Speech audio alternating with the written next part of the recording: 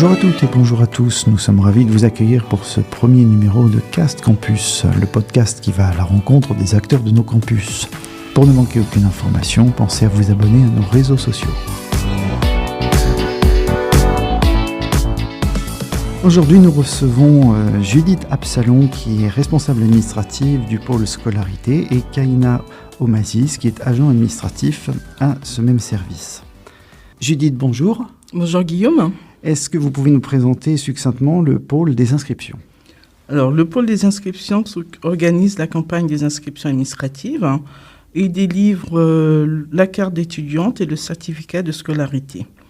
Il organise également aussi le transfert des demandes des étudiants, des demandes de remboursement des frais d'inscription. Merci. Et la scolarité peut accueillir les étudiants tout au long de l'année, ou est-ce qu'il y a des périodes de l'année qui sont spécifiquement dédiées ? Le pôle de la scolarité accueille les étudiants durant toute l'année universitaire, toute la semaine, de 9h à midi et de 14h à 16h.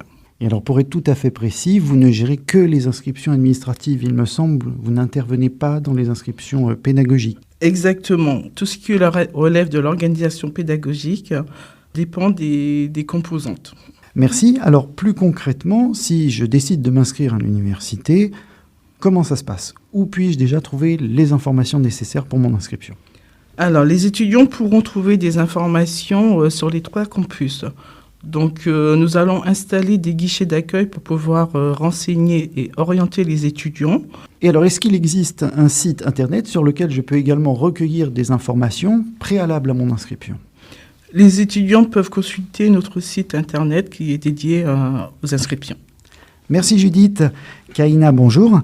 Est-ce que vous pouvez nous parler maintenant de la façon dont on s'inscrit concrètement à l'Université Sorbonne Paris-Nord ? Quelles sont les modalités pratiques des inscriptions ? Bonjour. Avant tout, pour pouvoir s'inscrire à l'université, l'étudiant doit s'acquitter de la CVEC. Donc, c'est la contribution vie étudiante et de campus. Donc, l'étudiant s'inscrit sur le site de la CVEC, il remplit ses informations et grâce à ça, il obtient un code qui lui permet d'effectuer les 3 étapes de l'inscription. Alors, quelles sont ces 3 étapes concrètement ? Donc, la première étape de l'inscription, on appelle « je m'inscris » ou « je me réinscris », permet aux étudiants de vérifier l'ensemble de leurs données administratives, comme le nom, prénom, date de naissance. Ces informations-là sont essentielles, notamment pour l'obtention du diplôme. Une fois qu'il a effectué l'étape 1 et réglé les droits d'inscription, il peut aller, prendre un petit café et se poser 1h30. Alors, un café, c'est très bien et très sympathique, mais pourquoi ce petit délai ? Pourquoi cette petite attente d'1h30, 2 heures ? En fait, ce délai, ça nous permet, à nous, d'enregistrer le dossier sur notre base de données. Donc, ce qui permettra de rendre actif son numéro étudiant et ainsi pouvoir poursuivre son inscription, l'étape 2. Alors, cette étape 2, quelle est-elle ? L'étape 2 consiste en fait au dépôt des pièces au format numérique de l'étudiant. Donc, son bac, sa pièce d'identité, sa bourse, s'il est boursier. Il ajoute l'ensemble de ces documents-là et nous, par la suite, on les vérifie et on les valide. C'est-à-dire qu'aucune inscription ne sera validée tant que les différents documents ne seront pas individuellement validés par le service des inscriptions. Exactement. Tant que les documents ne sont pas validés, l'étudiant ne pourra pas bénéficier ni de la carte étudiante ni du certificat de scolarité. Notamment sur certaines pièces importantes telles que la bourse, la pièce d'identité ou le dernier diplôme. D'accord. Et tout ceci, une fois régulièrement passé comme étape, nous permet d'enchaîner avec l'étape numéro 3 qui est la dernière. Exactement. L'étape de la délivrance. L'étudiant va devoir valider son adresse afin de recevoir par courrier son certificat et sa carte étudiante.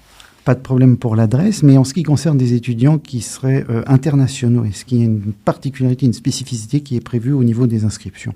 Pour eux, l'envoi par courrier n'est pas possible s'ils ont des adresses à l'étranger. Pour cela, ils vont devoir nous contacter par mail afin de trouver un moyen de leur transmettre les documents.